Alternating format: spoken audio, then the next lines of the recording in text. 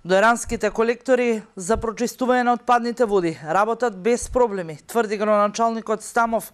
Редовно се вршила контрола врз нив, а по однос на ова прашање, денеска ги демантираше гласините дека два од колекторите не функционираат, така што во езерото се влеваат отпадни води. Имајќи предвид минатата година и сите оние проблеми кои се јавија и шпекулации во однос на квалитетот на водата во езерото, квалитетот или капацитетот на пречистителната станица на колекторскиот систем, нешто знаеме дека и во иднина ќе продолжи да постои како тема и одредени шпекулации да се шират во тоа, но сакам да ги демонтирам сите оние шпекулации со тоа што постојано го надгледуваме тој систем, а и Здравствениот завод од Велес покажа дека и пречистителната станица работи во полн капацитет и водата во Дојранското езеро е со одличен квалитет.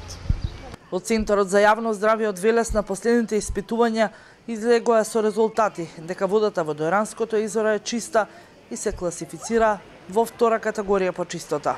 Оваа година спаѓа во втора група бактериолошки, а во трета е по матност и таму се алгите поради жешкото време побрзо се размножуваат и ја добива водата таа матност.